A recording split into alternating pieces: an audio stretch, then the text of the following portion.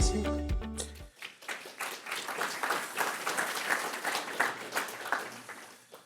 Bonjour. Alors, je voulais vous présenter aujourd'hui deux sujets.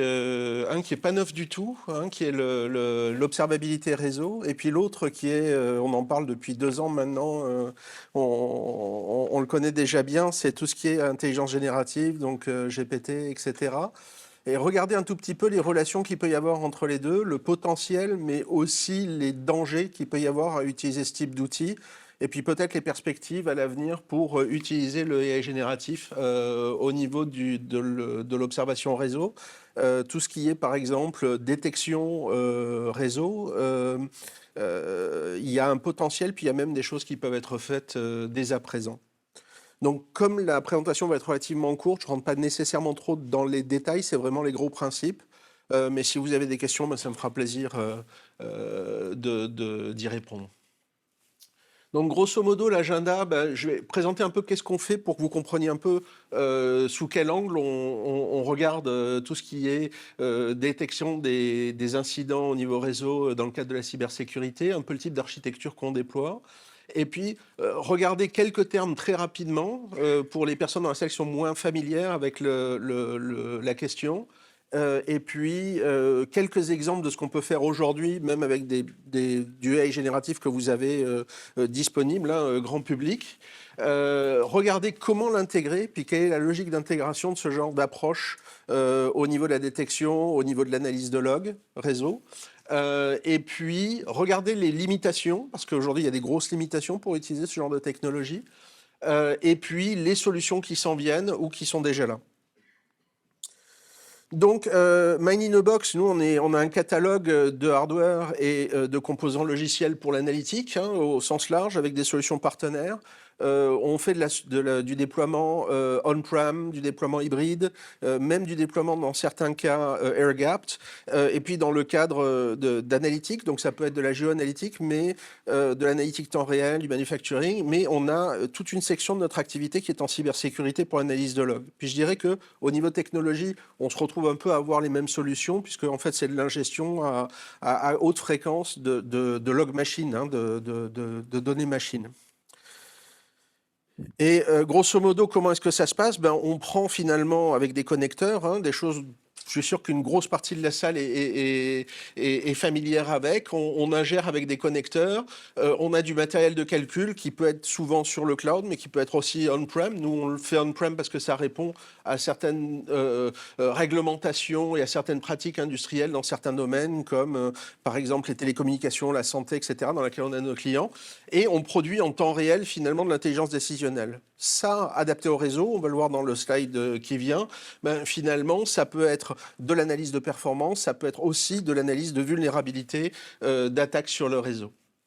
Et puis, à partir du moment où on a ces données qui sont stockées, on peut les utiliser également pour le AI. Puis on va voir un tout petit peu, en termes d'intelligence artificielle, les problématiques qu'il y a en termes de temps réel, parce que bien souvent, on va vouloir répondre en temps réel et faire de l'analyse en temps réel sur de gros flux de données, puis c'est pas toujours possible. Donc, regardez un tout petit peu en termes de positionnement, comment est-ce que ça peut se placer dans vos pratiques. Et toujours pareil, on a la problématique avec le AI. L'avantage, c'est que ça va vous donner un niveau d'analytique qui va être supérieur, qui va être du prédictif, qui va être du prescriptif, donc du conseil immédiatement, ou même de l'action sans l'intervention d'un humain. Mais le problème, c'est que c'est plus consommateur en ressources et c'est pas toujours faisable dans les temps nécessaires par rapport au volume que vous pouvez avoir au niveau réseau dans votre posture de sécurité. Donc, nous, simplement, quand on offre du matériel, et puis c'est la même logique pour le cloud, c'est simplement qu'ici, ça peut être déployé localement. On va packager des services. Alors nous, on a notre propre écosystème de solutions, mais ce sont des choses qui sont similaires sur le cloud. Vous avez des composants qui vont venir. Alors ça peut être du Docker, vous allez avoir du Kubernetes, des choses avec lesquelles vous êtes familiers. Toutes ces technologies cloud qui permettent d'industrialiser des microservices, des services d'observabilité réseau. Ce qui peut être très utile et ce qui se démocratise de plus en plus, c'est de croiser ces informations réseau avec des informations qui viennent des opérations. parce que lorsque vous avez de la visibilité sur vos opérations, que ce soit du manufacturing, de la géolocalisation, etc., vous pouvez augmenter votre visibilité sur les problèmes de sécurité, identifier des incohérences, par exemple, entre la position d'une personne qui va utiliser vos... et puis les opérations qui se passent sur votre réseau, etc. Donc, finalement, le jeu, là, ici, c'est de pouvoir ingérer un maximum de données, puis les traiter en temps réel avec les meilleures technologies, les technologies les plus adaptées. Et ensuite, bien, vous avez la problématique d'alerter, parce que si vous êtes uniquement avec des tableaux de bord, ben, un être humain là va pas être capable de rester toute la journée et d'avoir une acuité par rapport à la complexité des différents dashboards à surveiller. Donc là, le fait d'alerter en temps réel est très important, et le fait d'orchestrer parfois va être très important parce qu'on va pouvoir répondre plus rapidement, même qu'une personne qui va être alertée d'un incident. Et donc il y a des premières opérations qui peuvent être réalisées comme ça automatiquement. Puis ça demande des étapes d'analytique. Par exemple, je vous parlais du géodata, ça peut rentrer en ligne de compte pour faire l'analyse en temps réel des données, etc. Le AI, le deep data, par exemple, peut rentrer en compte. Et ça demande de stocker d'énormes volumes de données. Donc nous, on le fait dans un environnement relativement varié. Vous voyez d'évolution, par exemple, on collabore ensemble sur notre catalogue de solutions.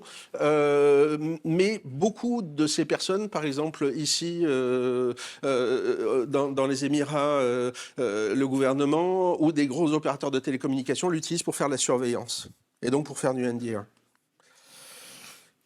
Une des solutions qu'on package, c'est Centréon, qui est très très bien implanté en Europe et qui a des solutions pour intégrer toutes ces informations et puis les analyser en temps réel et fournir du dashboarding, fournir de l'intelligence décisionnelle. Donc le but ici, c'est d'apporter de la stabilité, d'identifier les problèmes, de les prévenir le plus possible, et donc d'être capable, dans un environnement d'IT qui est extrêmement hétérogène, de fournir à la fois du tableau de bord, mais de fournir de l'alerting et d'anticiper les problèmes. Donc ici, le but, c'est d'aller intégrer avec un maximum de sources de données. Je vous disais, ça peut être du réseau, ça peut être de la sécurité, mais ça peut être aussi de l'opérationnel, et d'être capable d'anticiper finalement ce qui va interrompre vos opérations. Bon, ça demande un écosystème de connecteurs de supervision, etc., ce qui est le cas des technologies avec lesquelles on collabore. Bon, alors dans cet écosystème-là, il y a encore 2 ou 3 ans, on utilisait certaines technologies d'IA, mais très très simple, c'était très proche finalement de la statistique, hein. Donc de la prévision à 2 variables pour détecter des outliers, des choses comme ça. Donc vraiment des éléments extrêmement simples d'IA, et puis énormément de pattern matching, de log analytique classique, mais pas nécessairement un usage très très très évolué du IA dans cet environnement-là. Je vous montrerai les enjeux après, je vous expliquerai pourquoi on avait très peu d'IA. Aujourd'hui, on a cette nouvelle famille d'IA qui commence à exploser, à se démocratiser, l'IA génératif, qui a un angle un peu différent. Et puis, je vais vous montrer quelques exemples de ce qu'on peut faire en quelques minutes, hein. Donc, d'abord, quelques définitions, et puis vous montrer en très peu de temps comment est-ce que vous pouvez commencer à regarder en analyse de réseau l'IA génératif. Donc, l'IA génératif, aujourd'hui, beaucoup de personnes utilisent GPT. C'est un sous-ensemble du IA pour générer rapidement du contenu par rapport à des invites de texte. La notion de contenu original ou de contenu varié, alors ça dépend un tout petit peu là. Ça je rentrerai pas dans ce débat-là. Est-ce que la génération elle est originale ou pas là, parce que selon les tribunaux, etc., ça peut être une interprétation différente. Mais grosso modo, on est capable d'interagir avec ces modèles et ces modèles, au travers de la prédiction de contenu par rapport à vos invites, vont générer des contenus qui vont être parfois extrêmement techniques. Puis c'est par cet angle-là, je vous montrerai que finalement, il y a un lien avec le log analytics et que ça peut être des outils extrêmement intéressants. Si on regarde les grands modèles de langage, ben ça en fait c'est le moteur qui finalement fait fonctionner ce GAI, hein. Et donc ça c'est les larges bases de langage là qui permettent à ces moteurs de fonctionner. Ça a une implication, parce que ce sont quand même des gros volumes de données. On va voir que ça a une implication sur les performances ensuite.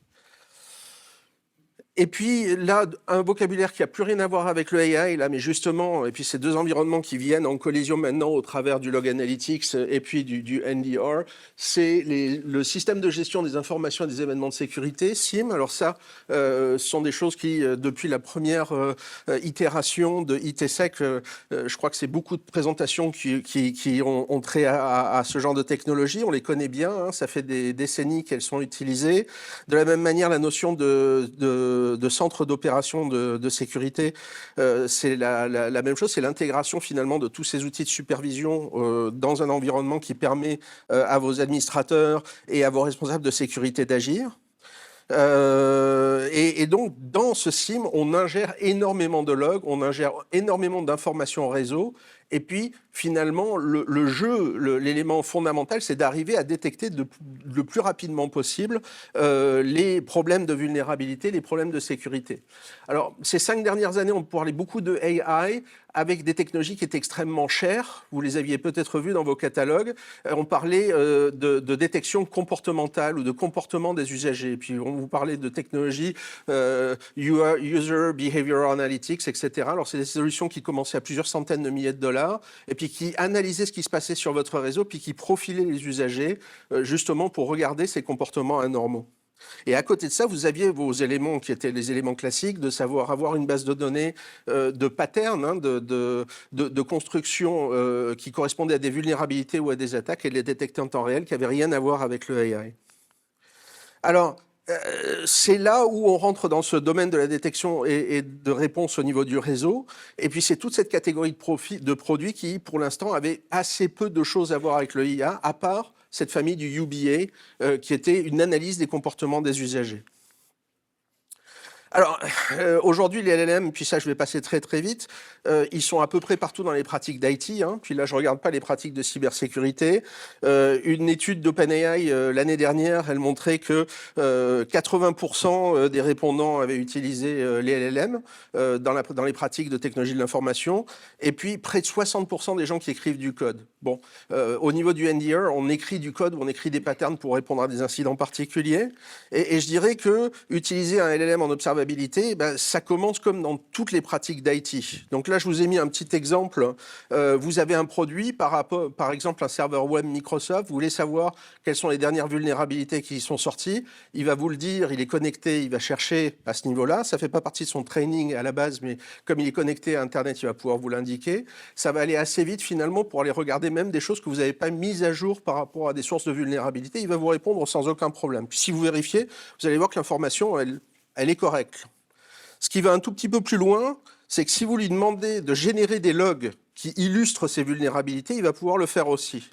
Et puis si vous regardez les sources qu'il a utilisées, il reconstruit finalement le log ou la posture ou le pattern de vulnérabilité. Il n'est pas allé le chercher quelque part, il est capable de le reconstruire. D'accord ? Donc ça, c'est quand même relativement intéressant.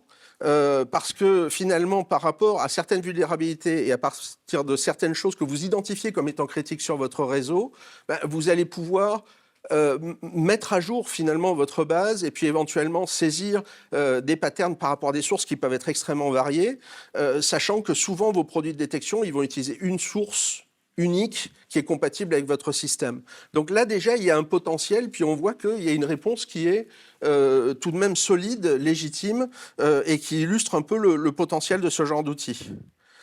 Alors, par contre, ce qu'on sait, c'est que même sans le AI, là, c'est un mettre à jour des bases de données de NDR, hein, de systèmes de détection et de réponse sur le réseau. C'est pas quelque chose de trivial. Si on veut que le système reste à jour, il faut s'assurer de le faire fréquemment, il faut s'assurer d'avoir la bonne source. Il faut le faire sans faire régresser le système, parce que parfois vous avez spécialisé votre système, puis vous venez écraser votre base de règles. Selon la source que vous utilisez pour vos vulnérabilités, mais il y en a certaines qui vont se mettre à jour plus ou moins rapidement par rapport à certains produits, et elles ne sont pas toutes égales de ce point de vue-là. Et elles utilisent aussi pas exactement le même standard. Donc, selon les sources que vous allez brancher à vos systèmes, vous pouvez avoir des problèmes, des instabilités, etc. Puis, c'est pas facile de décider quand est-ce qu'on privilégie la stabilité ou la sécurité par rapport à des mises à jour extrêmement récentes. Alors, on pourrait se dire, étant donné qu'on a maintenant des LLM qui sont connectés à Internet, qui peuvent venir se nourrir d'une multitude de sources, etc. Si on pouvait automatiser cet import et faire en sorte que ces écritures de patterns soient gérées au niveau d'un système génératif, eh ben, on pourrait avoir quelque chose là qui serait a priori idéal.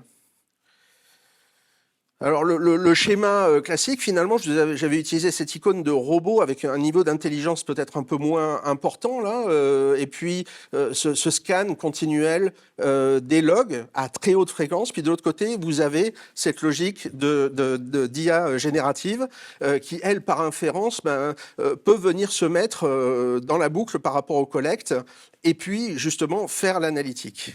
Alors, on va voir qu'il y a des enjeux pour réaliser ça, puis comme toute technologie émergente, il va y avoir des limitations. Alors, la première limitation, c'est que bien souvent, quand vous déployez un système de cybersécurité, ce que vous voulez, c'est démontrer à l'utilisateur un niveau de couverture par rapport aux incidents, par rapport aux zero day. Et le AI, en règle générale, quand c'est du AI connectiviste de source statistique, c'est pas démontrable. Vous pouvez expliquer qu'est-ce qui a mené à sa réponse, mais vous pouvez pas démontrer qu'il a couvert l'ensemble d'une base de données ou qu'il a couvert l'ensemble de vos points de sécurité. Vous pouvez pas démontrer qu'il fonctionne. Puis c'est un des gros problèmes pour l'adapter au niveau du médical, au niveau du transport, etc. On peut le valider d'un point de vue statistique, mais on peut pas démontrer qu'il correspond à sa spécification. Également, il y a une instabilité. Donc c'est un des... Probablement, je vais m'avancer en disant que c'est un cas unique, je ne sais pas, peut-être que dans l'audience vous connaissez d'autres cas, mais c'est quand même assez rare de voir un processus informatique qui est capable d'inventer une réponse. Et puis c'est ça qu'on parlait de contenus originaux. Les GAI, ils peuvent affabuler, ils peuvent halluciner. Donc de ce point de vue-là, par rapport à la réponse et par rapport au script, est-ce que ça permet d'évoluer dans cet environnement-là ? C'est une question qui est légitime en 2024. Et au niveau des sources de données, si vous utilisez vos systèmes classiques de NDR, vous pouvez réviser vos bases de données, vous pouvez réviser vos zero-day vulnerabilities. Là, si vous mergez toutes vos données dans le même environnement, vous n'êtes pas capable d'aller consulter facilement quelle est la priorité ou quelle est l'information au niveau des données. Et donc, c'est très malaisé de démontrer à l'utilisateur que vous avez vraiment une correspondance 1 à 1 entre les informations de vulnérabilité que vous êtes allé chercher et puis la détection qui va se passer au niveau du LLM. Donc, on a vraiment un problème de ce côté-là en termes de démontrabilité. Il va falloir trouver des solutions si on veut utiliser finalement ces GAI dans ce contexte-ci. Ça va être un des enjeux qu'il va falloir régler, qu'on essaie de régler à l'heure actuelle par différentes méthodes. L'autre méthode, c'est que s'il faut mettre à jour continuellement ces systèmes-là, les méthodes pour mettre à jour les GPT, le AI générative, l'intelligence artificielle générative, sont pas très agiles. Et donc, il y a une grosse lourdeur du principe de training, extrêmement coûteux. On vous met pas ces outils-là dans les mains, donc vous pouvez pas changer le training. Vous pouvez l'adapter avec des outils comme le LoRa, le RAGS. Puis là, si vous avez des questions sur ce genre de choses-là, je vais pas rentrer dans le détail parce que je vais manquer de temps, mais ils sont pas compatibles avec un large volume d'informations. Donc, en d'autres termes, vous n'allez pas pouvoir prendre toute une base de vulnérabilité puis l'introduire à la fin après le training. Ça, c'est un problème dans ce cadre-ci qu'il va falloir régler aussi pour utiliser ce genre d'outils dans le cadre des vulnérabilités au niveau du réseau. Et puis, ce que vous allez avoir, c'est le temps de réponse en temps réel, on l'a dit. Hein. Vous avez déjà utilisé un GPT, vous êtes même sur le cloud avec des grosses ressources, Google, Microsoft, vous avez vu que ça prend plusieurs secondes, ça prend plusieurs dizaines de secondes d'avoir des réponses dans certains cas. Ici, il faudrait que ça réponde en une microseconde hein, pour pouvoir faire de l'analytique de log à haute fréquence. Bon. Et puis d'autres questionnements, on sait que les GPU augmentent en termes d'énergie continuellement. On va avoir des GPU à 700 watts en 2025. C'est peut-être pas le moment de faire augmenter la facture d'électricité pour des raisons environnementales. Donc ça pose aussi un problème. Si on doit utiliser le AI à la place de technologies plus légères, à un moment donné, ça va aussi poser un problème de facture énergétique et puis de coût. Alors, il existe des solutions, je vais vous les présenter rapidement. Ça veut dire que ce genre de technologie a un énorme potentiel et il y a des solutions qui sont susceptibles de régler tous ces problèmes. Alors, la première, c'est que le matériel, en même temps que vous avez du matériel NVIDIA et AMD qui augmente en termes de consommation électrique, vous avez d'autres acteurs qui commencent à être plus agiles. Donc, vous avez tous regardé la révolution qui s'est passée autour d'Apple et de processeurs qui aujourd'hui vous permettent d'avoir des laptops qui durent jusqu'à 20 heures, etc., et qui sont allés emprunter au niveau de la mobilité. Bon, ben, ces processeurs-là ont des accélérateurs AI, ont du matériel qui va permettre assez rapidement là d'améliorer les capacités d'inférence. Puis c'est ces capacités d'inférence-là qu'on utilise pour le NDR. Et à ce niveau-là, on voit de plus en plus, en particulier en Asie, des data centers qui sont basés sur des SoC à base de processeurs ARM, donc la même chose qu'au niveau des téléphones. Ça va changer la donne en matière de consommation électrique. Et puis vous avez des gens, par exemple en Corée, à Samsung, qui commencent à faire des processeurs électroniques là, qui sont spécifiquement faits pour le LLM et qui vont consommer 5% des GPU généralistes là, qui sont utilisés par NVIDIA. Donc on va attendre de les avoir dans le marché, de pouvoir les tester pour voir s'ils font l'affaire, mais ça, ce sont des solutions qui vont arriver d'ici, je dirais, 1, 2, 3 trimestres, on va les avoir au niveau du marché, puis ça risque de révolutionner les problèmes de matériel qu'on a à l'heure actuelle. Puis de l'autre côté, il y a des approches qui permettent d'utiliser le AI génératif en le mettant sous contrôle. Et ce qui est intéressant, c'est qu'on peut faire contrôler le AI génératif par le AI génératif. Donc là, par exemple, nous, on collabore avec une structure en Italie, et ce qu'on fait, c'est qu'on regarde qu'est-ce qu'on peut faire, comment est-ce qu'on peut contrôler les patterns de détection NDR en utilisant des langages formels, finalement, où on s'assure que la spécification en langage naturel correspond au résultat qui a été fourni en matière de programmation. Et ça, c'est automatisable. Alors, on ne peut pas l'utiliser partout parce qu'on n'a pas toujours une représentation en langage formel, mais ici, il y a vraiment un potentiel pour aller vérifier le résultat et puis s'assurer que ça correspond bien à ce qui a été inscrit au départ et avoir des processus de vérification continuelle qui sont automatisables. Donc, il y a des solutions de ce point de vue-là pour ce genre de choses. Puis je terminerai par ce qui est en train d'être développé avec Centréon, à ce niveau-là, que je vous avais présenté au tout début, où finalement, avoir une boucle justement au niveau du log analytics avec cette collection de métriques, avec ces alertes, bon, il est sûr que la solution directe avec une inférence, on ne peut pas nécessairement tout faire, on ne peut pas avoir de système avec du ML non supervisé. Mais ce que vous pouvez avoir assez rapidement, c'est avoir de la génération de code pour les incidents que vous voulez vérifier, avoir une chaîne de vérification qui peut être basée sur l'humain, si vous n'avez pas de langage formel comme ce que je vous avais présenté par rapport au projet de collaboration avec l'Italie, là. Et à ce moment-là, vous allez pouvoir enrichir petit à petit avec un processus semi-automatique. Donc là, le AI génératif va produire ses scripts rapidement. Il ne va pas être utilisé pour faire le temps réel, c'est le programme qui aura été généré, mais il faudra des humains pour le relire, et donc de ce côté-là, on rendra peut-être le processus plus rapide et plus réactif. Donc, je terminerai par la considération que ce qui est très important ici, comme dans d'autres domaines d'application du IA, c'est de pouvoir produire des IA de confiance. Donc en cybersécurité, il faut que les utilisateurs aient confiance. Pour l'aéronautique, il faut que les usagers aient confiance. Et donc, pour tous ces domaines-là, finalement, il y a toute une série de méthodes qui commencent à être mises en place. Ici, il y a un consortium qui est sous la responsabilité du crime qui subventionne un certain nombre d'efforts et qui supporte les entreprises à développer ces méthodes pour s'assurer qu'on contrôle finalement ce qui sort du IA, ce qui sort beaucoup du IA génératif. Les derniers projets, les derniers sujets sont beaucoup sur le IA génératif. Il y a énormément de sujets, mais parmi ces sujets-là, il y a la cybersécurité. Et donc, il y a vraiment une structure là au niveau du Québec pour aider à amener finalement cette preuve, amener ces méthodes, amener cette expertise pour pouvoir assurer à l'usager que ce qu'on génère avec le IA génératif, il y a les moyens de contrôle, il y a les moyens d'ajustement pour que ce soit sécuritaire. Voilà, donc s'il y a des questions, il reste le temps, c'est bon ?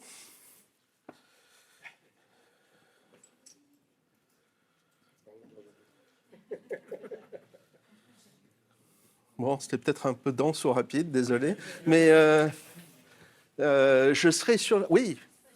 Mais pourquoi on a acquis ça, puis on est dans un mode où on va aller vers des alertes? Oui. Avec un bassin d'employés qui sont dubitatifs, qui ont nécessairement encore bien intégré la solution, comment on fait pour bien générer la sensibilité des alertes pour pas, si ça génère trop, on peut avoir confiance, mais si on n'en génère pas assez, on n'a pas confiance non plus, puis on peut avoir, ça va faire un peu pendant un an.